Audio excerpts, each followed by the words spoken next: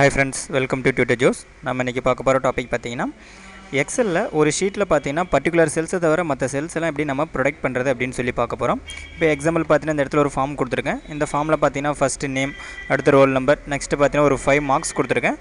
அடுத்து பார்த்தீங்கன்னா அந்த மார்க்ஸுக்கு டோட்டல் ஆவரேஜ் ரிசல்ட் பார்த்தீங்கன்னா நான் ஃபார்முலாஸ் யூஸ் பண்ணி ஃபைன் பண்ணியிருக்கேன். பார்த்தீங்கன்னா வேறு யாராவது யூஸர் இது யூஸ் பண்ணுற மாதிரி இருந்தால் அவங்க இந்த ஃபார்முலாஸ்லாம் சேஞ்ச் பண்ண முடியும்.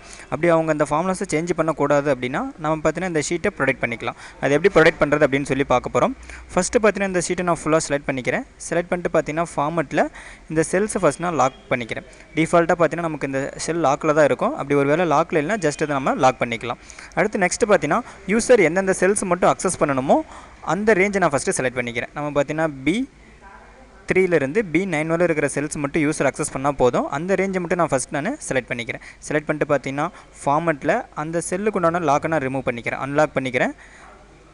அடுத்து நெக்ஸ்ட்டு பார்த்தீங்கன்னா இந்த ஷீட்டை நம்ம ப்ரொடெக்ட் பண்ணணும். ப்ரொடெக்ட் பண்ணுறதுக்காக ஃபார்மெட்டில் பார்த்தீங்கன்னா நம்மளுக்கு ப்ரொடெக்ட் ஷீட் அப்படின்னு ஒரு ஆப்ஷன் இருக்கும். இதை நான் ஜஸ்ட்டு கிளிக் பண்ணுறேன். இப்போ ஃபஸ்ட்டு பார்த்தீங்கன்னா நம்ம இதுக்கு பாஸ்வேர்டு என்டர் பண்ணணும். அதுக்கு முன்னாடி பார்த்தீங்கன்னா நான் கீழே வந்து செலக்டட் அன்லாக்டு செல்ஸ் அப்படிங்கிறத சூஸ் பண்ணிக்கிறேன். ஏன்னா நம்ம அன்லாக் பண்ண செல்ஸ் மட்டும் ப்ரொடெக்ட் ஆகக்கூடாது. அதனால் பார்த்தீங்கன்னா செலக்டட் அன்லாக்டு செல் அப்படிங்கிறத நான் சூஸ் பண்ணிக்கிறேன். நெக்ஸ்ட்டு பார்த்தீங்கன்னா இந்த இடத்துல நான் பாஸ்வேர்டு கொடுத்துக்கிறேன். 123 அப்படிங்கிற பாஸ்வேர்டு கொடுத்துக்கிறேன். கொடுத்துட்டு ஓகே அப்படிங்கிறத ப்ரெஸ் பண்ணுறேன். மறுபடியும் ரீஎன்டர் பாஸ்வேர்டு நம்ம இந்த இடத்துல என்டர் பண்ணோம். 123 அப்படிங்கிற பாஸ்வேர்டு நான் மறுபடியும் என்டர் பண்ணிக்கிறேன். ஜஸ்ட்டு ஓகே அப்படிங்கிறத ப்ரெஸ் பண்ணுறேன். பார்த்தீங்கன்னா நம்மளால் எந்த செல்ஸுமே இந்த இடத்துல செலக்ட் பண்ண முடியாது. இப்போ எக்ஸாம்பிள் நேம் அப்படிங்கிற செல்லை செலக்ட் பண்ணிக்கிறேன். நம்மளால் அதுவும் எந்த செல்ஸுமே நம்மளால் இந்த இடத்துல செலக்ட் பண்ண முடியாது.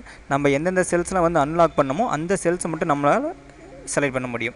பார்த்தீங்கன்னா என்ன பண்ணுறேன், நம்ம நேம் சேஞ்ச் பண்ணுற மாதிரி இருந்தால் நேம் சேஞ்ச் பண்ணிக்கலாம். டியூட்டர் அப்படிங்கிற நேம் கொடுத்துக்கிறேன். ரோல் நம்பர் சேஞ்ச் பண்ணுற மாதிரி இருந்தால் பண்ணிக்கலாம். அடுத்து நெக்ஸ்ட்டு பார்த்தீங்கன்னா மார்க்ஸ் எதாவது நம்ம வேறு மார்க்ஸ் என்டர் பண்ணுற மாதிரி இருந்தால் என்டர் பண்ணிக்கலாம். இப்போ நம்ம என்டர் பண்ணால் பார்த்தீங்கன்னா அந்த மார்க்ஸுக்கான டோட்டல் ஆவரேஜ் ரிசல்ட் நமக்கு டிஸ்பிளே ஆகும். மற்றபடி பார்த்தீங்கன்னா நம்மளால் அந்த ஃபார்முலாஸ் சேஞ்ச் பண்ண முடியாது.